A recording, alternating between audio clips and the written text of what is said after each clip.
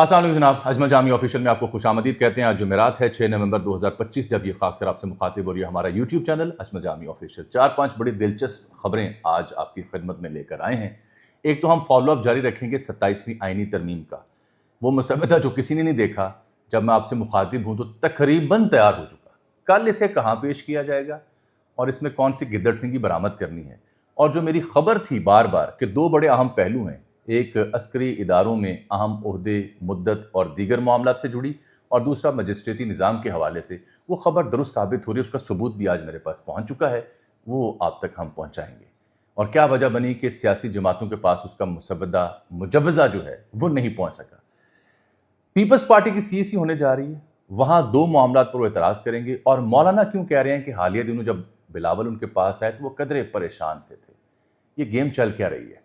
दूसरा, आप देखिए कि सीनियर एंकर हैं सहाफ़ी जावेद चोई साहब, 19 साल एक्सप्रेस न्यूज़ से वाबस्ता रहे, इदारे ने उन्हें खुदाफिज कह दिया। आज मेरी जावेद चोई साहब से तफसीली टेलीफोनिक कॉल पे गुफ्तगू हुई। क्या वजह बनी, अब वो कहाँ जा रहे हैं, ये खबर भी आप तो देंगे। और कामरान खान साहब ने एक डिजिटल प्लेटफॉर्म शुरू किया मशरक़ वुस्ता में बैठ के, नुक्ते के नाम से, नुक्ता उसका नाम था। वहाँ 37 मुलाजमीन को फारिग किया। पीटीवी का एक बोर्ड बनता है, उसमें तमाम सूबों की नुमाइंदगी है, बलूचिस्तान का बंदा नहीं डाला। सीएम बुगटी साहब उस पर एतराज़ करते हैं। वो क्या कहानी है वो भी आपके सामने रखेंगे। एक मैंने क्लिप देखा है एक्स के ऊपर नजम सेठी साहब का, जिसमें वो ये बता रहे हैं कि जनरल बाजवा साबिक आर्मी चीफ ये एक और एक्सटेंशन इमरान खान से चाहते थे और वो नहीं मिली तो तहरीक अदम एतमाद वो ले आए। ये क्लिप है पुराना, लेकिन कुछ खबर इसमें मेरे पास भी मौजूद है कि क्या वाकई जनरल बाजवा तीसरी एक्सटेंशन भी चाहते थे। कुछ मालूमात भी है, वो आप तक पहुंचाएंगे। और फिर कश्मीर में, मकबूजा जम्मू कश्मीर में एक और पहलगाम की तर्ज का इवेंट हो रहा है जब मैं आपसे मुखातिब हूँ। और ये इवेंट उस वक्त हो रहा है जब बिहार में इलेक्शन शुरू हुआ चाहते हैं, 2 मरहलों में इलेक्शन होगा। तो क्या एक बार फिर भारत पहलगाम को बहाना बना के, उस तरह के एक फॉल्स फ्लैग ऑपरेशन को बहाना बना के, जबकि इनकी त्रिशूल नामी मशकें भी जारी हैं, पाकिस्तान पर हमला करने का इरादा रखता है। इंडियन मीडिया क्या लिख रहा है, ये खबर आप तक पहुंचाएंगे। आ जाइए सबसे पहले 27वीं तरमीम के ऊपर। आपसे अर्ज़ की थी कि ये जो तरमीम है ये होनी है। इस तरमीम में अहम अस्करी ओहदे को आइनी शेल्टर दिया जाएगा। इस तरमीम में कुछ नया ओहदे भी तख्लीक किए जा सकते हैं। इस तरमीम में असर नौ मुद्दत का तयन नए ओहदे के हिसाब से हो सकता है। ये तो मैं आपसे बार बार अर्ज़ कर रहा हूँ। और उसका सबूत क्या है? उसका सबूत ये है कि ख्वाजा आसिफ साहब ने न 3-4 दिनों से जो गुफ्तगू कर रहा था अपनी मालूमात की बुनियाद पे, नाक़िस राय की बुनियाद पे, तो जब मिनिस्टर कह दे कोई बात तो इसका मतलब है उसकी तस्दीक कर रहे हैं। ख्वाजा आसिफ साहब कहते हैं कि 27वीं आईनी तरमीम ने अभी हतमी शक्ल इख्तियार नहीं की। आर्टिकल 243 में तरमीम पर मुशावरत की जा रही है। ये सारा काम बाहमी मुशावरत से होगा। दिफाई तकाजे बदल गए हैं और इसलिए इसमें तरमीम ज़रूरी है। आपको याद होगी ये बात कि इसी खाकसार ने पर्टिनेंटली तर्जुमान पाक फ़ौज DGISPR से ये सवाल पूछा था कि क्या पाक फ़ौज में 2 नए ओहदे या एक नया ओहदा मुतारिफ़ करवाया जा रहा है। तो उन्होंने कहा ये सियासतदानों का काम है, हमसे राय मांगी गई तो हम अपनी राय देंगे। तो मेरी खबर ये थी कि हाँ, ऐसा होने जा रहा है। फील्ड मार्शल का जो ओहदा है उसको एक आइनी तहफ़्फ़ुज़ दिया जाएगा, रोल डिफ़ाइन किया जाएगा।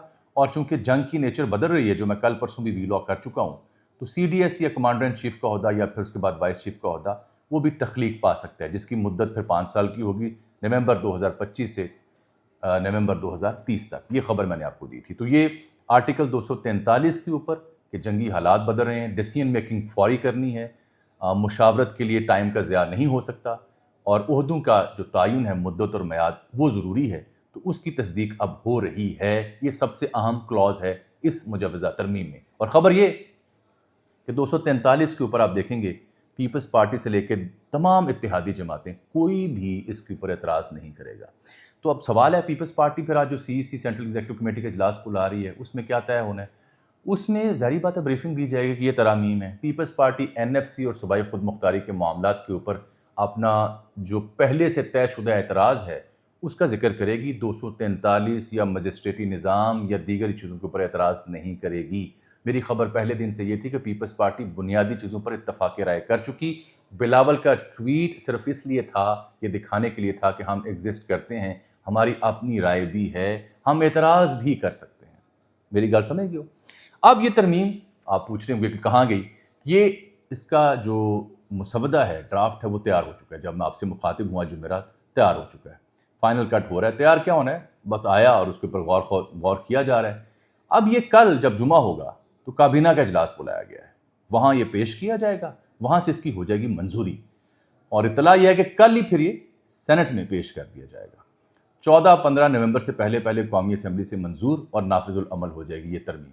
2-4 چیزیں آگے پیچھے ہو جائیں گی جہاں پیپلز پارٹی کے پاس فیس سیونگ رہ جائے گی. حضرت مولانا جو بات کی تھی بڑی اہم تھی.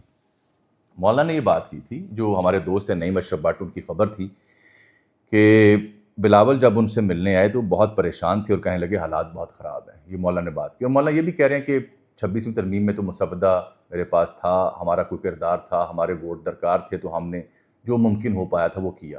یہ بات درست ہے کہ مولانا نے کئی چیزیں اس میں سے نکلوائی تھیں اور کئی چیزوں پہ اتفاق رائے کیا تھا. اب مولانا کی وہ پوزیشن نہیں ہے. وجہ یہ ہے کہ مولانا کے ووٹ انہیں نہیں چاہیے. 2/3 اکثریت ان کے پاس موجود ہے. 234 کا ان کے پاس فگر ہے، 227 نمبر چاہیے ہوتا ہے میرا خیال ہے قومی اسمبلی میں 2/3 کے لیے. اچھی بات ہے اگر مولانا یا دیگر مل جائیں. پی ٹی آئی کی پوزیشن تو آپ کے سامنے ہے کہ انہوں نے ٹھوک بجا کے اس کی تردید کر دی، اس کی مخالفت کر دی ہے، لیکن ان کے پاس نمبرز پورے نہیں ہیں. تو بلاول اس لیے پریشان ہے کہ بلاول کو نظر آ رہا ہے کہ ترامیم کے ذریعے ہونے کیا جا رہا ہے سسٹم میں. اسی وی لاگ میں بار بار عرض کی تھی بڑی احتیاط کے ساتھ کہ جہاں 26ویں آئینی ترمیم جوڈیشری اور پی ٹی آئی کو کٹ ٹو سائز کرنے کے مترادف تھی، وہاں 27ویں ترمیم اس موجودہ سیٹ اپ کو کٹ ٹو سائز کرنے کے مترادف ہے. ثبوت عسکری عہدے، ان کی مدت، مجسٹریسی نظام کی بحالی، بلدیاتی نظام کو تگڑا کرنا، این ایف سی میں رد و بدل کرنا، یہ چاروں چیزیں اس موجودہ سیٹ اپ اور موجودہ سرکار کو کٹ ٹو سائز کرنے کے برابر ہے. کیونکہ سوچ پائی جاتی ہے کہ یہ موجودہ سیٹ اپ کے ذریعے حکومتیں ڈیلیور نہیں کر پا رہی. تھوڑے کہے کو زیادہ جانے، اتنی ہی ڈیٹیل تھی میرے پاس جو میں نے پیش کی. یہ کام ہونے جا رہا ہے، رکتا نہیں ہے، یہ ہو جائے گا. کتنی مسالہ اس میں کتنا ہوگا، چینی کتنی ہوگی، یہ بات کی بات ہے. اچھا، میں جاوید چوہے صاحب اور کشمیر والے مدعے پہ بات کرنے سے پہلے ایک ایکس کے اوپر پوسٹ دیکھ رہا تھا جناب نجم سیٹھی صاحب کی. وہ فرما رہے تھے کہ جنرل باجوہ صاحب، سابق آرمی چیف، وہ ایک اور ایکسٹینشن چاہتے تھے اور انہوں نے ہوم ورک بھی کیا، مختلف بہانوں سے کوشش بھی کی، لیکن خان صاحب نہیں مانے. اور جو تحریک عدم اعتماد ان کے خلاف آئی، اس میں ایک وجہ یہ بھی ہے، وہ کہ پی ٹی آئی سمجھتی ہے. سائفر بھی اس کی کہانی ہے، امریکہ بھی پیچھے پڑا ہوا تھا، کئی اور وجوہات بھی ہیں. میں وجوہات پہ نہیں جاتا، میں صرف ان کی اس بات کے اوپر تبصرہ کرنا چاہ رہا ہوں کہ کیا جنرل باجوہ، قمر جاوید باجوہ صاحب ایک اور ایکسٹینشن چاہتے تھے؟ جواب ہے ہاں. چھٹتی نہیں لگی یہ منہ کو، ایک اور ایکسٹینشن وہ چاہتے تھے، تیسری ایکسٹینشن بھی چاہتے تھے. ہوم ورک بھی وہ مکمل کر رہے تھے، لیکن تب تک آس پاس کے جو معتمد اور خاص لوگ تھے وہ اس طرح سے ان کے ساتھ جڑے ہوئے نہیں تھے، وہ اس طرح سے انہیں سپورٹ کرنے کو تیار نہیں تھے، کیونکہ ظاہری بات ہے باقیوں نے بھی اپنی باری دیکھنی ہوتی ہے. اس دور میں جنرل باجوہ صاحب جب جنرل عاصم منیر چیف بنے تو جو لسٹ گئی تھی 5-6 لوگوں کی سینیورٹی میں، ٹاپ پہ جنرل عاصم منیر تھے، نمبر 2 پہ جنرل ساحر شمشاد مرزا جو ابھی chairman joint chief of staff committee ہیں، اور نمبر 3 پہ جنرل اظہر عباس تھے، پنڈی تھے، یہ سی جی ایس رہے ہیں، بڑے سینئر افسر، شاندار افسر. نمبر 4 پہ جنرل نعمان محمود تھے، ہلکی ہلکی داڑھی تھی، بڑے مذہبی طبیعت تھی ان کی، یہ اس وقت چیئرمین این ڈی یو تھے. نمبر 5 پہ جنرل فیض حمید تھے، سابق D G I S I جو کور کمانڈر بہاولپور اور پشاور بھی رہ چکے تھے. نمبر 6 پہ جنرل عامر تھے، جنرل عامر مچھیں تھیں ان کی کروی، اور یہاں گجرانوالہ کے کور کمانڈر بھی رہے. میرا خیال فارماسوٹیکل کا کاروبار ان کے صاحبزادے کا اور ان کا بھی. تو یہ 6 لوگوں کی فہرست تھی. میں بتانا یہ چاہ رہا ہوں کہ جنرل باجوہ ایک بڑی دلچسپ شخصیت تھے. جہاں وہ جو ٹارگٹ انہوں نے رکھا ہوتا تھا اس کے لیے وہ کوششیں کرتے تھے، سیاسی جوڑ توڑ بھی کرتے تھے. کبھی کاف لیگ کو ادھر رہنے کو کہہ دیا، کبھی تحریک عدم اعتماد والوں کو شاباش دے دی، کبھی اپنے لیے ایک اور ایکسٹینشن ڈھونڈنا شروع کر دی، اور کبھی جو سینیورٹی لسٹ کے 6 لوگ ہیں ان سب کو لالی پاپ دینا شروع کر دیا. مثال یہ ہے کہ اس دور میں جنرل باجوہ صاحب جب رخصت ہونے کو تھے تو جہاں وہ اپنے لیے کوشش کر رہے تھے، وہاں جو سینیورٹی میں لوگ تھے ان سب میں سے اکثریت کو جہاں وہ ملتے تھے کسی گیدرنگ میں، فوجی گیدرنگ میں، تو کہتے تھے یہ تو بڑا کمپیٹنٹ افسر ہے، اس سے اگلا آرمی چیف ہونا چاہیے. مثلا میں اس چیز کو جانتا ہوں، جنرل نعمان محمود جو این ڈی یو کے اس وقت پریزیڈنٹ تھے، وہاں این ڈی یو میں ایک گفتگو کرنے کے لیے جنرل باجوہ صاحب گئے تو وہاں بھری محفل میں انہوں نے کہا کہ یہ تو بڑے کمپیٹنٹ افسر ہیں. کسی نے پوچھا، انہوں نے کہا میرے خیال میں تو نہیں ہونا چاہیے آرمی چیف. یہی صورتحال جنرل اظہر عباس کے حوالے سے تھی. یہ سی جی ایس رہا ہے، اس نے 11 کور کمانڈ کی ہوئی ہے، 10 کور، اس کو ہونا چاہیے. یہی صورتحال جنرل فیض کے حوالے سے بھی تھی، کیونکہ ان کے بڑے کلوز تھے کہ یار اسے ہونا چاہیے. جنرل عامر تک 6 نمبر پر تھے، وہ کہ انہیں میرا خیال ہے پیپلز پارٹی کی بڑی حمایت تھی، لیکن جب زرداری بادشاہ کو یہ سمجھ آئی کہ یہ ایک کم میرے واسطہ نہیں ہے گا تو وہ خاموش ہو گئے تھے. تو تمام لوگوں کو انہوں نے کاکا دیا، تمام لوگوں کو لالی پاپ دیا کہ اس کو بھی ہونا چاہیے، اس کو بھی ہونا چاہیے، لیکن اصل میں وہ خود کوشش کر رہے تھے، اور اس کوشش میں انہوں نے اس وقت کی 3 بڑی سیاسی جماعتوں کے کرتا دھرتا جو تھے ان کو دانہ ڈالا تھا. نہ صرف انہیں بلکہ مشرق وسطیٰ کے ایک اہم ملک کے ساتھ بھی پیار محبت کی کوشش کی، باہر بیرون ملک ویسٹ میں بھی پیار محبت کی اور ٹانکے کی کوشش کی کہ اگر وہ مدد کر سکیں. لیکن جو میں نے عرض کی کہ یہ بڑا بے رحم سسٹم ہوتا ہے، جب وقت رخصت آ جائے تو آپ کے وہ معتمد جو آپ پہ پھول نچھاور کرتے تھکتے نہیں، وہ بھی پھر تھوڑے کو تنگ آ جاتے ہیں کہ مرشد کر جاؤ، بس بہت ہو گئی. جنرل صاحب کے ساتھ کچھ ایسا ہی ہوا تھا، بہت ہو گئی تھی، اس لیے پھر آگے چیزیں چل گئی. تو میں اس خبر کی اپنی معلومات کی بنیاد پر تصدیق کر رہا ہوں کہ ایسا ہوا ہے. تیسری کہانی جو جاوید چوہے صاحب کی سن لیں مجھ سے. جناب جاوید چوہے صاحب، ایکسپریس جب چینل شروع ہوا تو 2008 یکم جنوری بی بی کی شہادت ہوئی تھی. ہم تب یونیورسٹی میں طالب علم تھے، بی ایس آنرس پڑھ رہے تھے پنجاب یونیورسٹی میں. تو ہم بھی ایکسپریس کے ساتھ کریئر شروع، میرا پہلی جاب جو ہے جرنلزم کی وہ ایکسپریس ٹی وی کے ساتھ ہے. رپورٹر کے طور پر بھرتی ہوا، بعد میں اینکر بنا دیا گیا. تو جاوید چوہے صاحب نے پہلا پروگرام کرنٹ افیئر کا شروع کیا. کل تک 10 بجے یہ پروگرام چلتا تھا، سب سے پہلا پروگرام وہ چلا.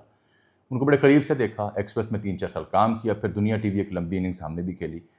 چوہے صاحب 19 برس کا ان کا سفر ہے ایکسپریس نیوز کے ساتھ. 19 برس وہ ایک ہی ادارے کے ساتھ وابستہ رہے. اس بیچ کسی اور چینل پہ وہ نہیں گئے. اس بیچ یہ ضرور ہوا کہ چوہے صاحب نے اپنا یوٹیوب فلرش کر لیا، اپنی اور دیگر جو کمپنیز یا کاروبار یا دیگر چیزیں ہیں ان کو اسٹرینتھن ضرور کیا، اپنے بل بوتے پہ کیا. دلچسپ شخصیت ہیں، کہانی قصہ سننے کا ان سے موقع ملے تو بڑی دلچسپی سے ہم سنتے ہیں. ان کے پاس معلومات بھی ہے، قصہ بھی ہے، کہانی بھی ہے، سیاسی رابطے بھی ہیں. تو میں نے ان سے پوچھا حضور یہ کیا ہوا، کیونکہ پورے میڈیا میں ڈسکشن شروع ہوگی کہ جاوید چوہے صاحب 19 برس بعد ایکسپریس نیوز نے انہیں خدا حافظ کہہ دیے.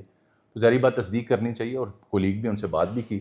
ان کی جرنلزم کے اوپر ان کی جو میوہ جات یا منجن یا چورن وہ بیچتے ہیں اس کے اوپر تو آپ اعتراض کر سکتے ہیں کہ صحافت کے علاوہ جو چیزیں وہ بیچتے ہیں اگر کسی کو اعتراض ہے تو کرے. لیکن چوہے صاحب کی عزت کرنی چاہیے، سینئر بندے ہیں. چوہے صاحب سے میں نے بات کی تو انہوں نے بتایا کہ کل یعنی بدھ کو جو ایکسپریس ٹی وی کے CEO ہیں، ان کا نام ہے جناب اعجاز الحق صاحب، وہ تشریف لائے. منگل کو انہوں نے میسج کیا کہ میں آپ سے ملنا چاہ رہا ہوں. تو وہ کبھی چوہے صاحب کے بقول ان کے گھر نہیں آئے تھے، پہلی بار ان کے گھر تشریف لائے. F11 میں چوہے صاحب کا گھر ہے. وہ گھر آئے تو کہنے لگے جی 4-5 منٹ وہ بیٹھے رہے، گپ شپ ہوتی رہی، حال احوال ہوتا رہا. تو وہ کہنے لگے کہ میں ایک ناگوار فریضہ سر انجام دینے آپ کی خدمت میں حاضر ہوا ہوں. تو میں نے آگے سے کہا کہ آپ لمبی سانس لے کے آرام سے سکون سے بیٹھیں، جو بھی ناگوار فریضہ ہے وہ سر انجام دیں. چوہے صاحب کہتے ہیں جی پھر اس کے بعد انہوں نے مجھے کہا کہ چوہے صاحب ایک بڑی لمبی ایسوسیشن آپ کی ایکسپریس نیوز کے ساتھ رہی ہے، تو اٹس ٹائم ٹو سے گڈ بائے، ڈپارٹ کرنے کا وقت آ گیا. تو انہوں نے کہا جی، میں نے ہنس کے کہا کہ کب سے کرنا ہے؟ انہوں نے کہا جی پرسوں یعنی بدھ اور جمعرات کا آخری شو کریں. تو چوہے صاحب کے بقول انہوں نے کہا کہ میں کالم بھیجا ہوا وہ بھی واپس منگوا لیتا ہوں. انہوں نے کہا نہیں کالم رہنے دیں، اس پہ بعد میں بات کر لیں گے، لکھتے رہیں. کہنے لگے یہ بات ہوئی. میں نے ہنس کے کہا جی بسم اللہ، اور باہر جا کر میں نے انہیں رخصت کیا، گلے لگایا. پھر انہوں نے کہنے لگے جی میں نے چینل کے جو اونر ہیں سلطان لکھانی صاحب، ان کو ایک شکریہ کا میسج کیا. یعنی میں یہ کنورسیشن آپ کو اس لیے سنا رہا ہوں کہ یہ واقعی ہو چکا ہے یہ معاملہ، اور جاوید چوہدری صاحب اور ایکسپریس نیوز کے بیچ کوئی تنازعہ یا تلخی ان کی رپورٹ کے مطابق نہیں ہوئی. چینل کی اپنی پرائرٹیز ہیں، چینل کچھ نیا کرنا چاہ رہا ہے، یا چینل کی یہاں تک کی تھی رفاقت، یہ آنے والے دنوں میں آپ کو معلوم ہوگا. بظاہر کوئی تنازعہ نہیں تھا. یہی میں نے جب چوہے صاحب سے پوچھا تو انہوں نے کہا کہ وجہ اگر انہوں نے بتانی ہوتی مجھے تو وہ آخری بات نہ کرتے. جب CEO گھر آیا اور اس نے کی ہی آخری بات کہ جی شکریہ اور خدا حافظ کہنا ہے، تو وجہ جاننے کی مجھے ضرورت نہیں تھی. میرا خیال ہے بڑا گریسفل ایگزٹ کیا ہے جاوید چوہے صاحب نے. ایسا ہی کرنا چاہیے کہ جب باقی ادارے نے کہہ دیا کہ جناب بس خدا حافظ تو خدا حافظ. وجہ تو بندہ تب جانتا ہے جب کوئی تنازعہ ہو یا خدا حافظ کی نوبت نہ آئے. پہلے کہ کالم شالم پھر میں نے کہا بس کرتے ہیں، اور میری کوئی دفتر میں چیز پڑی نہیں جو میں لینے جانا، آپ کہتے ہیں تو میں بھی بند کر. ایک بات دلچسپ انہوں نے کی کہ ایکسپریس نیوز کا جو آفس اسلام آباد کا ہے وہ G8 میں شفٹ ہو رہا ہے. کہنے لگے وہاں پہ جو بلڈنگ بنی ہے وہاں میرا سیٹ بھی لگا ہوا ہے. یہ مجھے سمجھ نہیں آئی کہ نئی بلڈنگ میں نیا سیٹ بھی لگا اور اچانک آگے کہہ دیا کہ خدا حافظ. حالانکہ چوہے صاحب کے معاملات سیاسی جماعتیں ہوں، اسٹیبلشمنٹ سب کے ساتھ ٹھیک ہی ہیں. یہ قصہ میرا خیال ہے چند دنوں بعد کھل ہی جائے گا کہ ادارے نے انہیں خدا حافظ کیوں کہا. دوسری خبر، اور فی الحال چوہدری صاحب کسی اور ادارے کو جوائن بھی نہیں کر رہے، میرا خیال ہے کچھ عرصہ آرام کریں گے۔ نقطہ، کامران خان صاحب کا ڈیجیٹل پلیٹ فارم بڑی دھوم سے وہ لانچ ہوا مشرق وسطیٰ سے، اس طرح سے ہٹ نہیں کر سکا، تو اب انہوں نے اپنے 37 ملازمین کو فارغ کیا، اور اطاعت آرڈر نے کہا کہ میں ان کی نوکری کا بندوبست کروں گا۔ کیا یہ اچھا ہوتا ہے کہ اطاعت آرڈر صاحب جو ڈان سے ثناء اللہ صاحب اور دیگر صحافیوں کو جبری رخصت پر بھیجا جاتا ہے، ان کے لیے بھی بات کرتے ہیں؟ صرف نقطہ کے لیے بات تو انہوں نے کی، باقیوں کے لیے بھی کرتے ہیں۔ باقیوں کے لیے شاید اس لیے نہیں کرتے کہ باقی ان کو چبھتے ہیں۔ یہ ایک تلخ کہانی ہے میڈیا کی جو شاید آپ کی دلچسپی کا معاملہ نہ ہو۔ اس سے جڑا ایک اور قصہ سنیں۔ سرفراز بگٹی صاحب ہیں سی ایم بلوچستان، آج انہوں نے ٹویٹ کیا، یہ پی ٹی وی کا ایک بورڈ بنتا ہے، اس بورڈ میں جو 5 لوگ شامل کیے گئے اس میں لکھا ہوا ہے محمد یاسر ایس قریشی لاہور سے، ڈاکٹر اسکر ندیم سید صاحب لاہور سے، معروف ادیب ہیں، مس تسنیم رحمان کے پی سے، مسٹر خالد محمود خان اسلام آباد سے، اور مسٹر اشتیاق بیگ سندھ سے۔ یہ اشتیاق بیگ صاحب، اختیار بیگ صاحب، یہ بھائی ہیں، یہ ہر دور میں، ہر سیزن میں، ہر جگہ موجود ہوتے ہیں، کبھی سینٹ میں، کبھی جنگ اخبار میں، کبھی کسی بورڈ میں، کبھی کسی کونسلیٹ میں۔ ماشاءاللہ بڑی ان کی پہنچ ہے جی، میں تو بڑا فین ہوں۔ ہر دور میں مرزا اختیار بیگ، مرزا اشتیاق بیگ، یہ ہر جگہ ہر سیزن میں ان کی صورتحال پکی ہوتی ہے۔ لیکن میں نے یہ جب پی ٹی وی کا بورڈ دیکھا، پاکستان کا سب سے بڑا صوبہ رقبے کے لحاظ سے، پہلے اساسی محرومی کا وہ شکوہ کرتے ہیں، تو یہ کیا عقل ہے، کیا منطق ہے کہ اس بورڈ میں آپ نے بلوچستان کا نمائندہ نہیں ڈالا؟ کیوں؟ یہی شکوہ سی ایم بلوچستان نے کیا۔ لاہور سے آپ 2 بندے ڈالیں اور کوئٹہ بلوچستان سے 1 بندہ بھی نہ ڈالیں، تو پھر آپ کہتے ہیں کہ وہ شکوہ کیوں کرتے ہیں، احتجاج کیوں کرتے ہیں؟